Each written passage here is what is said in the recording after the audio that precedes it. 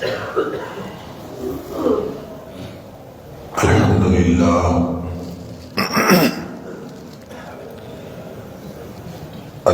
لله نحمده ونستعينه ونستغفره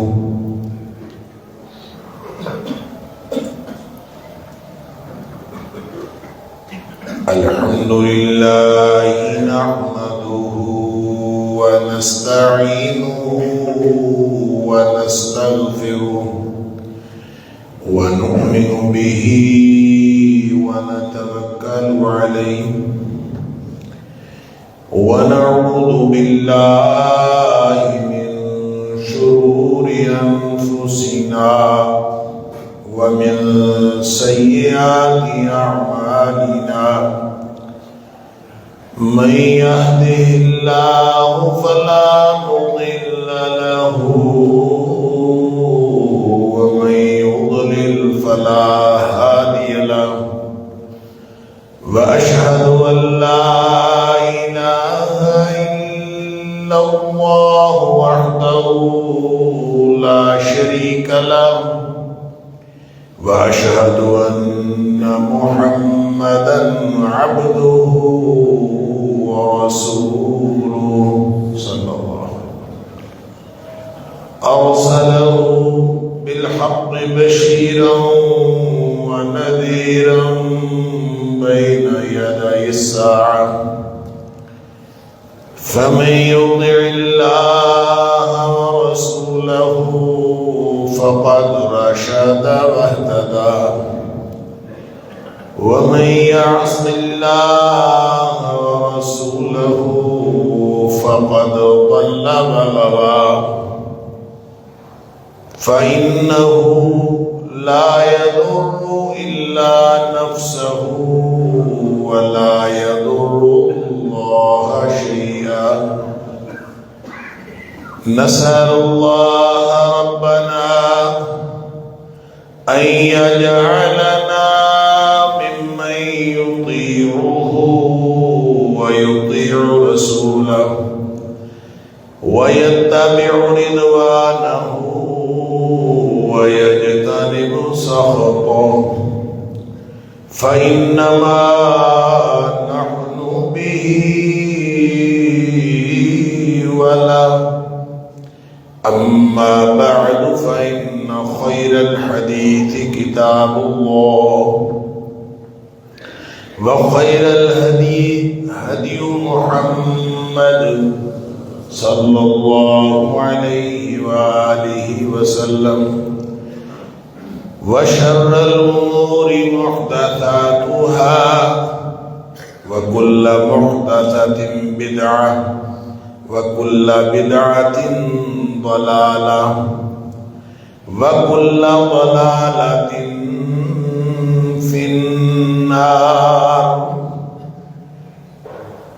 فأعوذ بالله السميع العليم من الشيطان الرجيم من همزه ونفثه ونفثه بسم الله الرحمن الرحيم يا أيها الذين آمنوا اتقوا الله ولتنظر نفس ما قدمت لغد واتقوا الله إن الله خبير بما تعملون اے ایمان والو،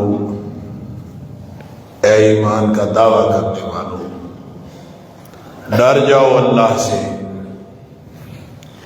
اور ہر شخص اس بات کا دھیان رکھے کہ اس نے کل کے لیے آگے کیا بھیجا ہے۔ واتقوا اللہ، اور ڈر جاؤ اللہ سے، ان اللہ خبیر بما تعملون، بے شک اللہ خوب خبر رکھنے والا ہے جو کچھ تم کر رہے ہو۔ صدق اللہ العظیم۔ اللہ نے ہماری زندگی میں وقت کی کتنی اہمیت بنائی ہے،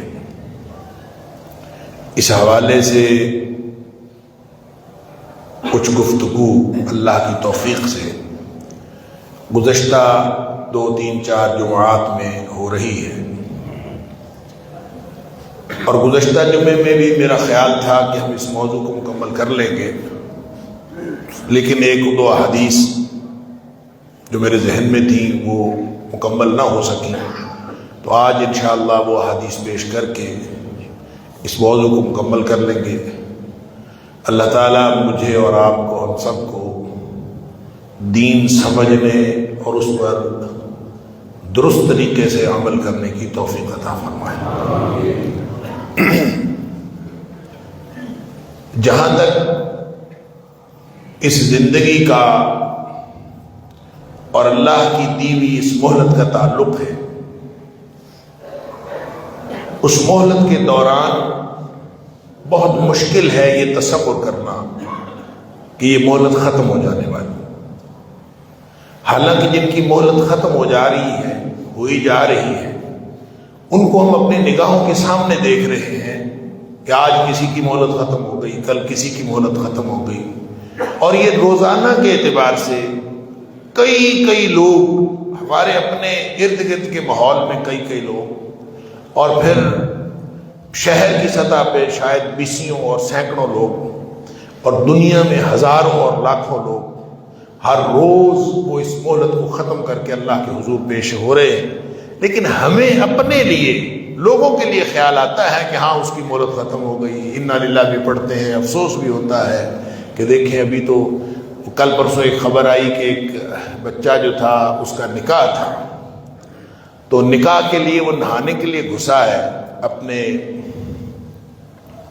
باتھ روم میں، تو وہاں کوئی گیزر لگا ہوا تھا، کوئی آگ جل رہی تھی، پھر وہ گرم پانی تھا، اس کی کوئی بھاپ ایسی اٹھی کہ اس کا دم گھٹ گیا اور وہی فوت ہو گیا، اور گھر میں اس کے نکاح کی تیاریاں ہو رہی، اللہ، اور لوگوں نے لکھا کہ نکاح سے آدھا گھنٹے پہلے وہ اللہ تعالیٰ کے پاس پہنچ گیا۔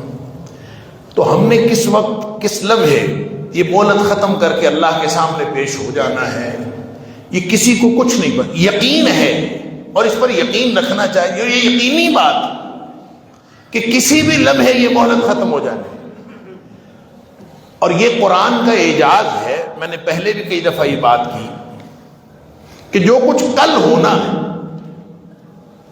جو حسرت اور افسوس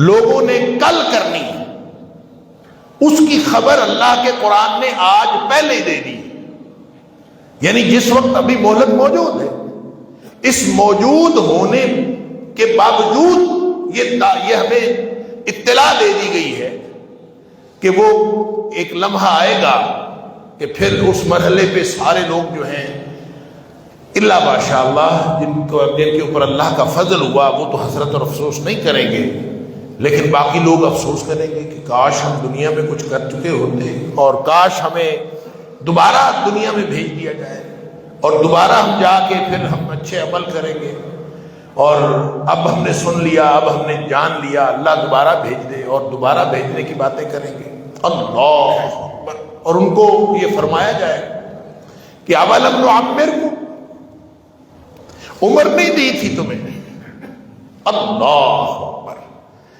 تو وہ عمر ما یتذکر فیہ من تذکر، کہ جس میں جو چاہتا نصیحت حاصل کر سکتا تھا، وجاءکم النذیر، اور ساتھ اللہ نے ڈرانے والے بھی بھیج دیے، انبیاء کرام آ گئے، انہوں نے اس مہلت کے بارے میں پوری خبر دے دی، انہوں نے اس زندگی کی قدر و قیمت کے بارے میں پوری اطلاع دے دی۔ اب وہ پوری اطلاع کے باوجود جو شخص اللہ اور اس کے رسول صلی اللہ علیہ وسلم کے احکام کو نہیں مانتا، اس کو ضائع کرنا چاہتا ہے، اور اس کو ضائع کر کے اس نے فیصلہ کر لیا ہے کہ آگے جو ہمیشہ کی زندگی ہے، میں جہنم میں جاؤں یا میں جنت میں جاؤں، میں جہاں بھی جاؤں مجھے کوئی فرق نہیں پڑتا۔ جس نے آخرت کے عذابوں کو جھیلنے کا فیصلہ کر لیا ہو، جس نے آخرت کے عذابوں میں اللہ تعالیٰ معاف فرمائے ہمیشہ کی زندگی گزارنے کا فیصلہ کر لیا ہو، اسلام اس کو کوئی نہیں پوچھتا۔ لیکن جس شخص نے اللہ اس کے رسول صلی اللہ علیہ وسلم پر ایمان کا اظہار کیا، اور وہ چاہتا ہے کہ میں آخرت میں عذابوں سے بچ جاؤں، وہ چاہتا ہے کہ میں آخرت میں عذابوں سے بچ جاؤں۔ اللہ اکبر۔ ان کے لیے اللہ فرماتا ہے یا ایھا الذین آمنوا اتقوا اللہ، اگر تم ایمان کا دعویٰ کرتے ہو، اگر تم نے ایمان کی بات کی ہے، تو ایمان ٹوٹا ہوا ایمان نہیں ہوتا، ایمان اس طرح سے نہیں ہوتا کہ کسی ایک حصے پر جزوی طور پر ایمان رکھ لیا جائے اور دوسرے حصے پر ایمان نہ رکھا جائے۔ ایمان کامل ہوتا ہے، اس کا ایک جز بھی مفقود ہو تو ایمان نہیں ہوتا۔ لہذا اگر تم نے ماننے کی بات کی ہے تو اس میں صرف اللہ کی ذات کو ماننا نہیں ہے، اس میں رسالت کو اور نبی پاک صلی اللہ علیہ وسلم کو اور دیگر رسولوں کو ماننا بھی ہے، اور اس کے ساتھ ساتھ آخرت کو ماننا بھی ضروری ہے، جنت دوزخ کو ماننا ضروری ہے، اچھی بری تقدیر کو ماننا ضروری ہے۔ جتنی باتیں اللہ اور اس کے رسول صلی اللہ علیہ وسلم نے ہمیں بتائیں ان کو ماننا ضروری ہے، اور اگر مانی ہے یا ایھا الذین آمنوا، اگر یہ بات مانی ہے، اگر جو کچھ اللہ اور اس کے رسول صلی اللہ علیہ وسلم نے فرمایا وہ ہم نے مان لیا ہے، تو ان کو حکم ہے اتقوا اللہ، تم تو ڈر جاؤ پھر اللہ سے۔ اگر آخرت ٹھیک کرنی ہے تو اللہ سے ڈر جاؤ۔ یہ جو اتقوا اللہ ہے 2 دفعہ اس آیت کے اندر فرمایا، اور خاص طور پہ اس کے درمیان میں ادھر بھی اتقوا اللہ، ادھر بھی اتقوا اللہ، درمیان میں فرمایا وَلْتَنظُرْ نَفْسٌ مَا قَدَّمَتْ لِغَدٍ۔ ہر شخص اس بات کا دھیان کرے کہ اس نے کل کے لیے آگے کیا بھیجا ہے۔ اللہ، یہ جو عمر رفتہ، یہ جو چل رہی ہے عمر، زندگی گزر رہی ہے، اور یہ لمحہ لمحہ ختم ہو رہی ہے، برف پگھل رہی ہے، اور لمحہ لمحہ مہلت ختم ہو رہی ہے، کسی بھی لمحے اعلان ہو سکتا، تو اس میں آگے کیا بھیجا ہے؟ وَلْتَنظُرْ نَفْسٌ مَا قَدَّمَتْ لِغَدٍ، آگے کیا بھیجا ہے، اس بات کا دھیان اور توجہ ہر شخص کو کرنی چاہیے۔ وَاتَّقُوا اللَّهَ، پھر وَاتَّقُوا اللَّهَ، اللہ سے ڈرو۔ اور یہ اللہ سے ڈرنا کیا ہے؟ یہ اللہ سے ڈرنا یہ ہے کہ زندگی کا ترجیحی نقطہ طے کر لو، زندگی کیسے گزارنی ہے۔ یہ عمر جو اللہ نے دی ہے، اس کو کیسے گزارنا ہے وہ طے کر لو۔ یہی سوال قیامت والے دن ہوگا۔ اللہ اکبر۔ نبی اکرم صلی اللہ علیہ وسلم نے فرمایا لا تزول قدم ابن آدم یوم القیامہ من عند ربہ حتی یسأل عن 5۔ قیامت والے دن بندہ جب اللہ کے سامنے پیش ہوگا تو 5 باتوں کا جواب دیے بغیر اس کی پیشی ختم نہیں ہوگی۔ اس کے جہاں کھڑا ہوگا اس کو قدم ہلانے کی اجازت نہیں ہوگی۔ لا تزول قدم ابن آدم، آدم کے بیٹے کی قدم ہل نہیں سکیں گے یوم القیامت، قیامت والے دن، من عند ربہ، رب کے سامنے جو کھڑا ہوگا تو وہاں یہ اس کے قدم ہل نہیں سکیں گے، حتی یسأل عن 5، جب تک اس 5 سوالوں کا جواب نہ دے۔ 5 باتیں اس سے پوچھی جائیں گی، اور ان میں سب سے پہلی بات جو پوچھی جائے گی وہی پوچھی جائے گی عن عمرہ، اس کی عمر کے بارے میں پوچھا جائے گا، فیما افناہ، کہاں ضائع کی، عمر کہاں گزار کے آئے، یہ جو لمحات دیے ہوئے ہیں یہ کس بات میں گزارے۔ یہ سوال قیامت والے دن ہونا ہے، اور ابھی کہا جا رہا ہے وَلْتَنظُرْ نَفْسٌ مَا قَدَّمَتْ لِغَدٍ، کل کے لیے آگے کیا بھیجا ہے، تاکہ یہ سوال، اس سوال کا جواب آسان ہو جائے۔ اس سوال کے جواب کے لیے تیاری کر رکھی ہے۔ اللہ اکبر۔ تو یہ عمر کے بارے میں سوال قیامت والے دن پوچھا جائے گا ہر شخص سے۔ تو اس کو طریقہ کیا بتایا؟ اتقوا اللہ، سادہ سی بات۔ اگر تم نے زندگی اور قیامت والے دن اس سوال، زندگی کے بارے میں سوال سے اگر تم نے اس میں کامیاب ہونا ہے تو اس کا واحد طریقہ یہ ہے اتقوا اللہ۔ ہم اس کا ترجمہ کرتے ہیں اللہ سے ڈرو۔ اللہ سے ڈرو کا مطلب یہ نہیں ہوتا کہ کوئی اللہ نعوذ باللہ من ذالک کوئی خوفناک چیز ہے اس سے ڈرنا ہے۔ اس کا مطلب یہ ہے اللہ کی ناراضگی سے ڈرو، اللہ کی ناراضگی سے بچو۔ اور میں ہمیشہ یہ بات عرض کرتا ہوں کہ تقویٰ اصل میں دل کے احساس کا نام ہے، کیونکہ نبی پاک صلی اللہ علیہ وسلم نے فرمایا التقویٰ ہا ہونا، التقویٰ ہا ہونا، التقویٰ ہا ہونا، تقویٰ یہاں ہوتا ہے۔ اور جب اللہ فرماتا ہے اتقوا اللہ، اس کا مطلب یہ ہے کہ اپنا باطن ٹھیک کرو، اپنا دماغ درست کرو، اپنی نیتیں ٹھیک کرو، اپنے دل کی کیفیت ٹھیک کرو، اس لیے کہ اللہ نے جب اعمال دیکھنے ہیں تو اللہ نے اس کے باطن کی کیفیات بھی دیکھنی۔ انما الاعمال بالنیات، آپ کو سب کو حدیث آتی، اعمال کا دار و مدار نیتوں پر ہے۔ اعمال ظاہری شکل ہے، نیتیں اس کی باطنی شکل ہے۔ تو باطن میں آپ نے اپنے آپ کو کس طرح کیفیات کو درست کیا ہے، اگر کیفیت درست کر لی ہے تو وہ اتقوا اللہ ہے۔ تقویٰ کیا ہے؟ احساس کو درست کرنا ہے۔ کیا کرنا ہے؟ اس کو یہ بنانا ہے، ہمیں دنیا میں ڈر ہے نا، ہمیں دنیا میں لالچ ہے نا، ہمیں دنیا کے کتنے مسائل ہیں، کتنی چھوٹی چھوٹی الجھنیں ہیں، چھوٹے چھوٹے مصیبتیں ہیں، ان میں سے انسان نکلنا چاہتا ہے، اپنے کتنے معاملات ہیں ان کو درست کرنا چاہتا ہے۔ اللہ فرماتا ہے پہلے اپنی باطنی کیفیت کو درست کرو، اور کیا کرو؟ اتقوا اللہ۔ ہر وہ نیت کر لو کہ میں نے ہر اس کام سے بچنا ہے جو اللہ کی ناراضگی کا باعث بن سکتا، اور ہر اس کام کو کرنا ہے جو اللہ کی خوشنودی کا باعث بن سکتا۔ اگر کسی نے یہ طے کر لیا تو وہ متقی ہے۔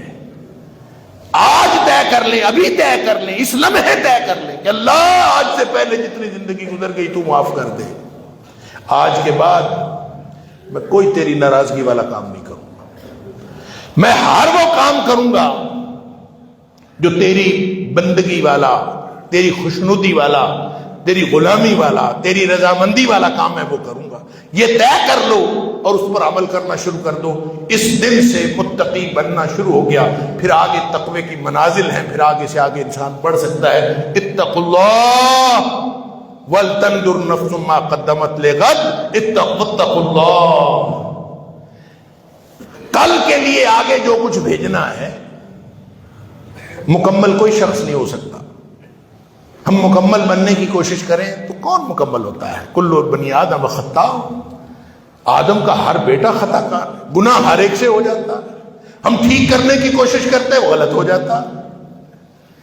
کل بنی آدم خطاء وخیر الخطائین التوابون، بہترین خطا کار وہ ہیں جن کا پاؤں پھسلتا ہے وہ واپس آ جاتا ہے۔ اگر ہم نے طرز زندگی یہ بنا لیا، اللہ ہم تیرے ہیں، اللہ تیری ناراضگی والا کام نہیں کرنا، اللہ صرف وہ کام کرنا جو تیری خوشنودی والا۔ اس کا مطلب ہے عمر ٹھیک گزر رہی ہے، اور قیامت والے دن یہ سوال، اس سوال کا جواب ہو جائے گا، اس کا جواب درست ہوگا۔ عن عمرہ فیما افناہ، عمر کہاں گزاری؟ یہ قیامت والے دن اللہ نے پوچھنا ہے، عمر کہاں گزاری؟ اللہ اکبر۔ تو کہاں گزارنی چاہیے عمر؟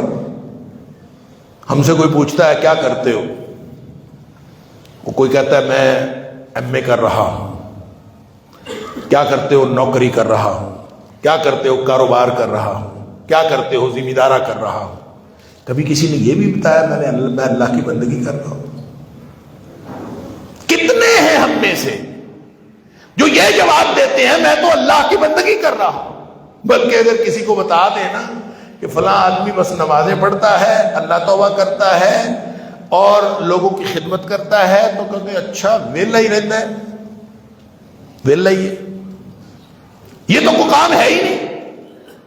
کام تو وہ ہے جو ہم اپنی ضرورتوں کو پورا کرنے کے لیے کریں۔ اور سن لیجئے، اللہ نے جو جنت کا نصاب بتایا ہے، اس نصاب میں صرف مسجد میں بیٹھنا نہیں ہے، اس نصاب کے اندر یہ بات بھی شامل ہے کہ آپ لوگوں کے کام کتنا آتے ہیں، اس میں یہ بات بھی شامل ہے کہ آپ اپنے بچوں کے لیے حلال روزی کمانے کے لیے کیا کیا جتن کرتے ہیں، اس میں یہ بات بھی شامل ہے کہ آپ جو محنت مزدوری کرتے ہیں اس میں آپ کی نیت کیا ہے، اس میں یہ بات بھی شامل ہے کہ آپ لوگوں کے کام آنے کے لیے کیا کرتے ہیں۔ یہ سارا کچھ جنت کا نصاب ہے۔ لیکن اس کے لیے نیت یہی کرنی ہے کہ میرا اللہ مجھ سے راضی ہو جائے۔ اگر یہ طے کیا ہوا ہے کہ میں نے اپنے اللہ کو راضی کرنا ہے تو پھر مزدوری بھی عبادت بن جاتی ہے، پھر سونا بھی عبادت بن جاتا ہے، پھر کھانا بھی عبادت بن جاتا ہے، مومن کی پوری زندگی عبادت بن جاتی ہے۔ لیکن نیت تو یہ ہو کہ میں نے اللہ کو راضی کرنے کے لیے زندگی گزاری۔ ایک شخص مزدوری کر رہا تھا، کڑی الجوان، اور اس دور کی جو لڑائیاں ہوتی تھیں وہ ظاہر ہے طاقت کی بنیاد پر ہوتی تھی، تو طاقتور کڑی الجوان مزدوری کرتے دیکھا لوگوں نے، صحابہ کرام نے، تو کہتے ہیں کاش یہ فی سبیل اللہ گیا ہوتا جہاد کرنے کے لیے، کاش یہ جہاد فی سبیل اللہ کرنے گیا ہوتا۔ نبی کریم صلی اللہ علیہ وسلم نے یہ بات سنی، آپ نے فرمایا اگر یہ اپنے ماں باپ کی خدمت کے لیے مزدوری کر رہا ہے تو بھی فی سبیل اللہ ہے، اور اگر یہ اپنے بچوں کو حلال روزی کھلانے کی نیت سے یہ کام کر رہا ہے تو بھی فی سبیل اللہ ہے، اور اگر یہ اس لیے مزدوری کر رہا ہے کہ مجھے کسی کے سامنے ہاتھ نہ پھیلانا پڑے تو بھی فی سبیل اللہ ہے۔ تو جنت میں جانے کا نصاب صرف مسجد میں بیٹھنا نہیں ہے۔ نبی اکرم صلی اللہ علیہ وسلم فرماتے ہیں کسی کے لیے، کسی کے کام کے لیے، کسی کی مدد کے لیے اس کے ساتھ چلنا مجھے مسجد نبوی میں اعتکاف سے زیادہ پسند ہے۔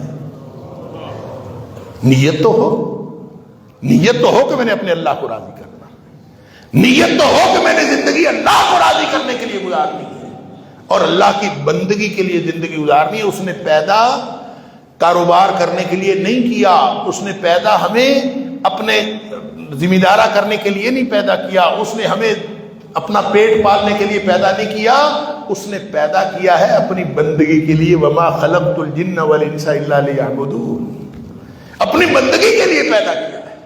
اور اگر زندگی بندگی کے مطابق گزر رہی ہے تو پھر وہ سارا کچھ بندگی بنتا ہے۔ اگر انسان نے طے کر لیا ہے کہ میں نے اللہ کی غلامی میں زندگی گزارنی ہے تو پھر وہ سارا کچھ جو مسجد میں نمازیں پڑھتے ہیں وہ بھی عبادت بن جاتے ہیں، اور جو مزدوری کر رہے ہوتے ہیں پھر وہ بھی عبادت بن جاتے ہیں، اگر نیت یہ ہو کہ میں نے اللہ کو راضی کرنا۔ کسی شاعر نے کہا تھا اللہ اکبر کہ زاہد کو فخر ہے سجدے کے نشاں پر، زاہد کو فخر ہے سجدے کے نشاں پر، مزدور کے چھالے بھی بڑے غور طلب ہیں۔ مزدور کے پاؤں میں جو چھالے پڑتے ہیں وہ ماتھے پہ پڑے ہوئے نشان سے کوئی کم نہیں ہے۔ اگر نیت یہ ہو کہ میں نے اللہ کو راضی کرنا ہے، نیت تو یہ بنا وَلْتَنْظُرْ نَفْسٌ مَّا قَدَّمَتْ لِغَدٍ، مزدوری کر رہا ہو، وہ کوشش کر رہا ہو، وہ محنت کر رہا ہو، لیکن نیت یہ ہو کہ میرا اللہ راضی ہو جائے۔ وہ دفتر میں بیٹھا محنت کر رہا ہوگا تو بھی اللہ راضی ہو جائے گا، وہ کاروبار میں محنت کر رہا ہوگا تو بھی اللہ راضی ہو جائے گا، وہ جہاں بھی ہوگا۔ کاروبار کی تو بات نبی پاک صلی اللہ علیہ وسلم فرمایا التاجر الصدوق الامین، جو کاروبار کرتے ہوئے اللہ سے ڈرتا ہے نا اور سچ بولتا ہے، دیانتداری کے ساتھ کاروبار کرتا ہے، گاہک کی خیر خواہی کرتا ہے، فرمایا مع النبیین والصدیقین والشہداء یوم القیامہ، یہ تو قیامت والے دن نبیوں، صدیقوں اور شہیدوں کے ساتھ ہوگا۔ اتنا بڑا درجہ، کاروبار رہا ہے اللہ، یہ دین ہے اللہ کا، لہذا اس کی جو اصل الاصول ہے، جو اصل بات ہے وہ یہ ہے اتقوا اللہ، بس اللہ کا تقوی دلوں میں پیدا کرو، ہر دم یہ احساس ہو کہ اللہ مجھ سے کوئی چھوٹے سے چھوٹا کام ایسا سرزد نہ ہو جائے جو تیری ناراضگی کا باعث بن سکتا ہے، اور اللہ مجھ سے کوئی چھوٹے سے چھوٹا کام ہونے سے رہ نہ جائے جو تیری خوشنودی اور تیری رضامندی کا باعث بن سکتا ہے۔ اس نیت کے ساتھ زندگی گزارو تو انشاءاللہ یہ لمحات جمع ہوتے رہیں گے آخرت کے لیے، یہ ساری زندگی آخرت کے لیے جمع ہو رہی، کھاتا جمع ہو رہا، ہر چیز وہاں بن رہی، وگرنہ پھر قیامت والے دن اس سوال کا جواب نہیں آئے گا عن عمرہ فیما افنا، عمر کہاں گزاری، اور پھر دوسرا سوال عن شبابہ فیما ابلا۔ اللہ اکبر، حالانکہ جو جوانی ہے نا وہ بھی زندگی کا حصہ ہی ہے نا، عمر کا سوال ہو گیا تو بس بات ختم ہو گئی. فرمایا نہیں، دوسرا سوال جوانی کے بارے میں الگ ہے، کیونکہ جوانی میں طاقت، صلاحیتیں عروج پر ہوتی ہیں. تو وہ جو صلاحیتیں عروج پر تھیں، جب بازو میں طاقت تھی، جب گلے سے آواز نکلتی تھی، جب پاؤں زمین پر جمتے تھے، جب تیرا طوطی بولتا تھا، بتا اس وقت تم نے اپنی وہ صلاحیتیں کہاں ضائع کی؟ عن شبابہ فی مابل، یہ گزر گیا، یہ لمحہ لمحہ گزر رہا ہے. ہماری جو جوانی ہے تو وہ ختم ہو رہی ہے، بچپن ہے تو وہ لڑکپن میں تبدیل ہو رہا ہے، لڑکپن ہے تو وہ جوانی میں تبدیل ہو رہی ہے، اور جوانی ادھیڑ پنے میں، اور پھر ادھیڑ پنا بڑھاپے میں، اور آہستہ آہستہ ختم ہو کے ہم اللہ کی طرف جا رہے ہیں، مہلت ختم ہو رہی ہے. عن شباب ہی، جب عروج پہ صلاحیتیں پہنچتی ہیں تو یہ اس کا ایک نصاب الگ ہے. اللہ اکبر. کہ اس کا مطلب یہ ہے کہ بوڑھا آدمی اگر کوئی کام نہ کر سکے، کیونکہ قانون یہ ہے کہ لا یکلف اللہ نفسا الا وسعها، کہ جو جتنی محنت کر سکتا ہے اللہ کو پتہ ہے کتنی طاقت ہے. تو جب طاقت نہیں ہے تو وہ اس سے سوال نہیں کرے گا جس سے اس نے طاقت چھین لی. کھڑا ہو کے نماز نہیں پڑھ سکتا. کل ہی مجھ سے کوئی مسئلہ پوچھ رہا تھا کہ میں کھڑا ہو کے نماز نہیں پڑھ سکتا، مجھے بیٹھنا پڑتا ہے کرسی پہ، لیکن دل بڑا ہی ڈرتا ہے، مجھے بہت خوف آتا ہے کہ میرا اللہ کہیں مجھ سے ناراض نہ ہو جائے کہ تو بیٹھ کے نماز پڑھتا ہے. میں نے کہا اپنے دل سے پوچھو اور پھر اللہ پہ چھوڑ دو، اللہ تیرے دل سے زیادہ تجھے جانتا ہے. اگر تو نہیں کھڑا ہو سکتا تو اس کو تجھ سے زیادہ معلوم ہے کہ یہ کھڑا ہو سکتا ہے کہ نہیں کھڑا ہو سکتا. اور اگر تو کھڑا ہو سکتا ہے تو پھر تو 2 نمبری کر رہا ہے، پھر اپنی 2 نمبری چھوڑ دے. تو یہ لا یکلف اللہ نفسا الا وسعها، اس کا قانون یہ ہے. لہذا طاقت کے بارے میں جب وہ پوری طاقت، صلاحیت، شعور اپنے جوبن پہ دیتا ہے تو پھر اس کا سوال وہ الگ کرتا ہے کہ جب تجھے ساری صلاحیتیں ملی تھیں اور اس وقت تو دھرتی پہ چلتا تھا تو تجھے کوئی بندہ نہیں نظر آتا تھا، تو وہ طاقتیں، وہ صلاحیتیں، وہ جوانی کہاں ضائع کی؟ عن شباب ہی، وہ کہاں ضائع کی؟ اس لیے بزرگوں نے کہا ہے کہ در جوانی توبہ کرن شیبہ پیغمبری سے، کہ جوانی کے اندر جو توبہ کر لیتا ہے نا، بوڑھا ہو کے تو سارے کر لیتے ہیں، لیکن جوانی میں جو توبہ کرتا ہے اور اپنی صلاحیتیں ہونے کے باوجود جو ان کو کنٹرول کرتا ہے اور ان کو لگام ڈالتا ہے، یہ ہے اصل میں شیبہ پیغمبری. اللہ تعالی ہم سب کو اپنی صلاحیتیں اللہ کی طرف اور اللہ کے دین کی طرف لگانے کی توفیق عطا فرمائے. میں نے پچھلے جمعے میں بھی یہ حدیث پیش کی تھی کہ اللہ فرماتا ہے، اللہ کے رسول صلی اللہ علیہ وسلم نے فرمایا، اللہ فرماتا ہے یا ابن آدم تفرغ لعبادتی، اے آدم کے بیٹے تیرے کام نہیں ختم ہوتے نا، تو تو ایک کام کر، تو اپنی سارے کام چھوڑ کے میری عبادت کے لیے وقف ہو جا. تفرغ لعبادتی، تو میری عبادت کے لیے اپنی سارے کام چھوڑ کر، اپنی ساری زندگی، اپنا وقت نکال کر سکون کے ساتھ میری عبادت کے لیے نکال.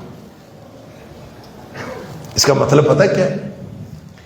ادھر سے اذان کی آواز آئے تو کام چھوڑ دے.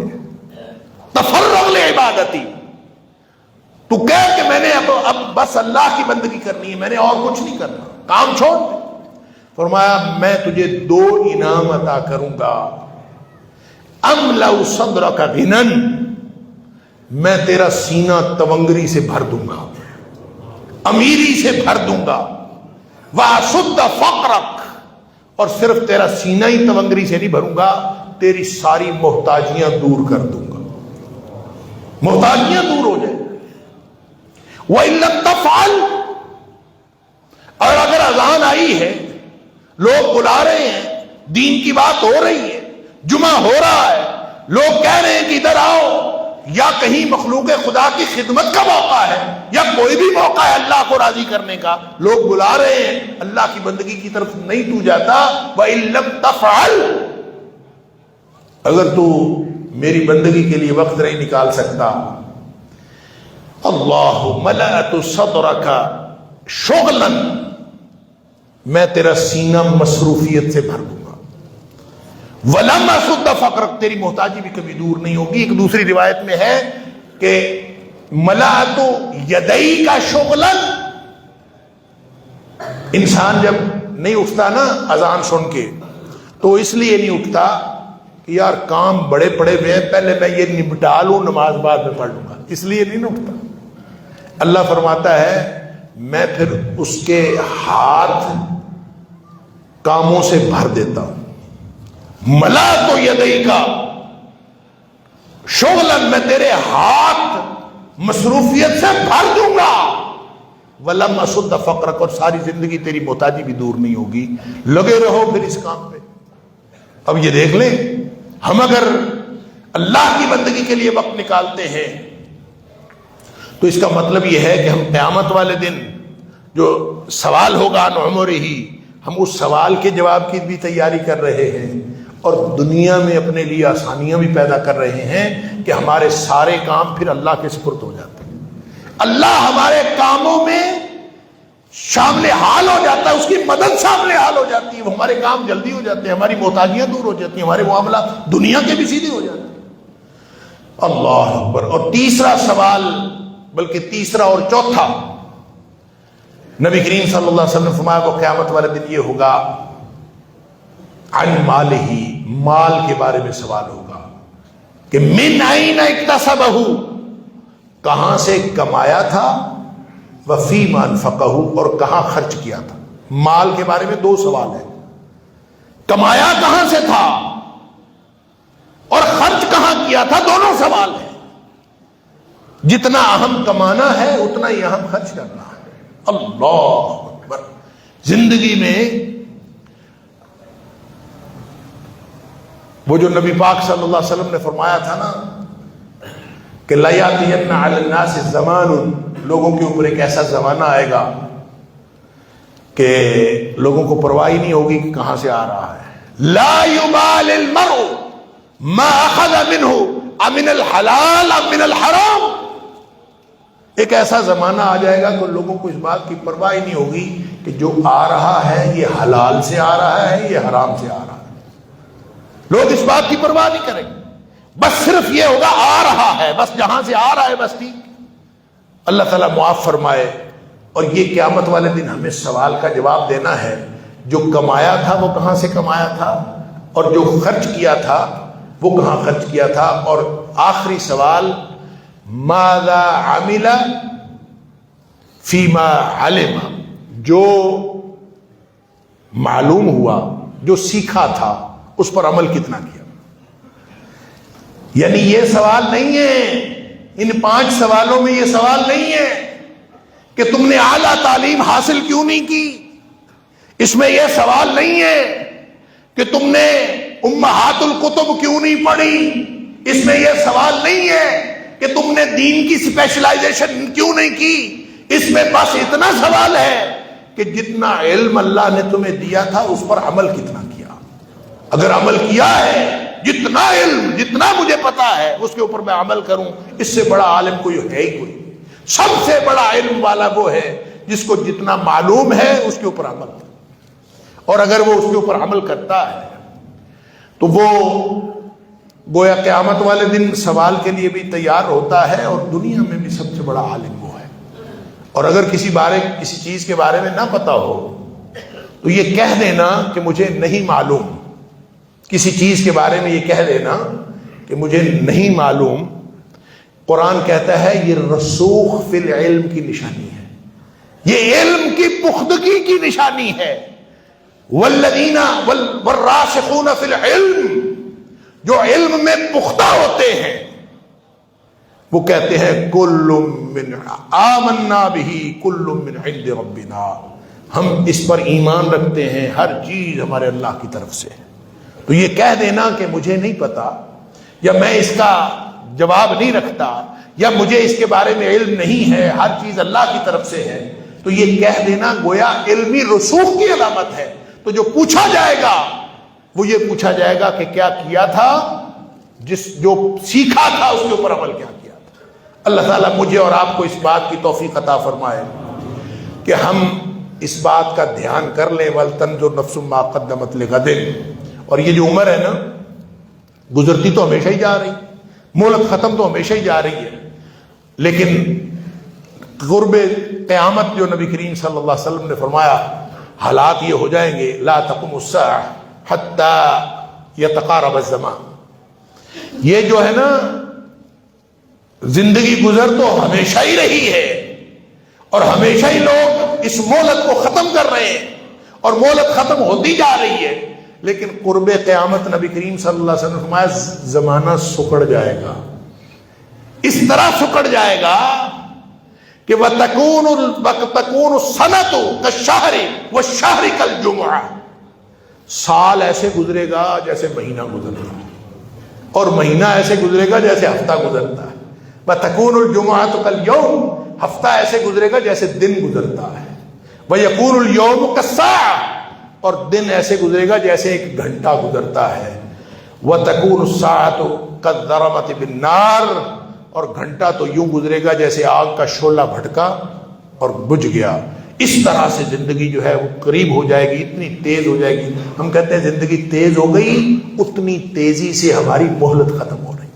اللہ تعالی ہمیں اس بات کی توفیق عطا فرمائے کہ ہم اس مہلت کی قدر کریں اور جو عمر اللہ نے دی ہے، جو وقت اللہ نے دیا ہے، اس کو آخرت کے لیے استعمال کر لیں، آج دھیان کر لیں، وَلْتَنْظُرْ نَفْسٌ مَا قَدَّمَتْ لِغَدٍ۔ اللہ تعالی ہم سب کو آخرت کے لیے تیاری کی توفیق عطا فرمائے۔ وآخر دعوانا الحمدللہ رب العالمین۔